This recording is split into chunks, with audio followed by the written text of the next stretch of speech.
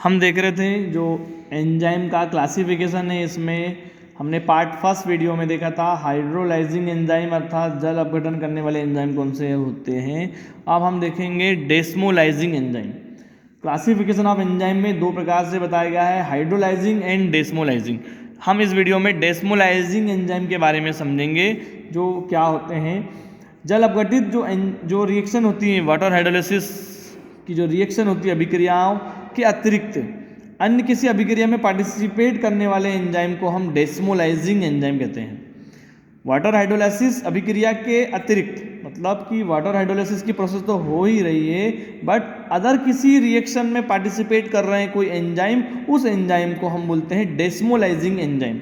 Water hydrolysis की process तो हो ही रही है, वाटर हाइड्रोलाइसिस की प्रोसेस में तो पार्टिसिपेट कर ही रहे हैं वो एंजाइम, बट किसी अदर रिएक्शन में पार्टिसिपेट कर रहे हैं तो उसको डेस्मोलाइजिंग एंजाइम कहते हैं। एग्जाम्पल इसमें एल्डोलेज आता है एक तो, ठीक है, एल्डोलेज, हाइड्रेस, डिहाइड्रोजनेस। एल्डोलेज एंजाइम क्या कर रहा है? एल्डोलेज एंजाइम कार्बन चेन को जोड़ता है या हटाता है, अटैच करेगा या रिमूव करेगा। किसी भी रिएक्शन में कार्बन जो श्रृंखला है, कार्बन चेन को जोड़ने का या हटाने का कार्य एल्डोलेज एंजाइम करता है। आगे देखें हाइड्रेज एंजाइम, नाम से स्पष्ट है, हाइड्रेज हाइड्रोजन जल, ठीक है, H2O, अर्थात यह हाइड्रेज जो है वाटर को जोड़ता है, अर्थात जल के मॉलिक्यूल को, जल को जोड़ने का कार्य हाइड्रेज एंजाइम करता है। देखिए next dehydrogenase. Dehydrogenase, D hydro मतलब हाइड्रोजन को हटाना, ऐसा हम उसको याद कर सकते हैं।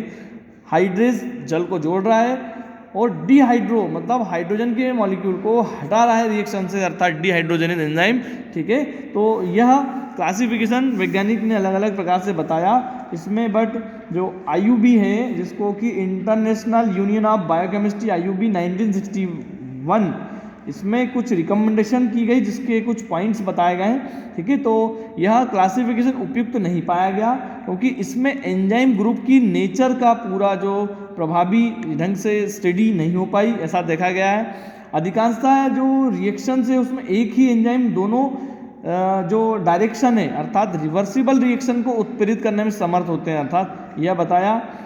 आधुनिक जो वर्गीकरण है मॉडर्न क्लासिफिकेशन में है, जिसमें कि डेस्मोलेज जो है वर्ड, ठीक है, डेस्मोलेज वर्ड के स्थान पर रेडॉक्सेज शब्द का यूज किया जाने लगा, किंतु सभी डेस्मोलेजेस की रिडॉक्स नेचर प्रकृति नहीं होती, अतः यह असमान एंजाइम या डिसिमिलर एंजाइम शब्द का प्रयोग किया गया।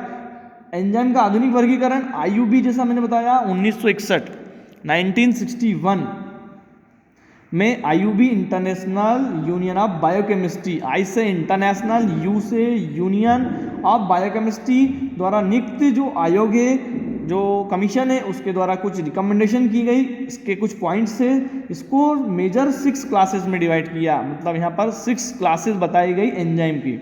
शुरुआत में 2 जो टाइटल है उसके आधार पर इसको डिवाइड किया। पहला टाइटल था मैंने बताया हाइड्रोलाइजिंग, सेकेंड टाइटल है डेस्मोलाइजिंग। सेकेंड था, इसमें कई सब क्लासेस डिवाइड की गई, हमको डिटेल से हम पढ़ेंगे इसको आगे।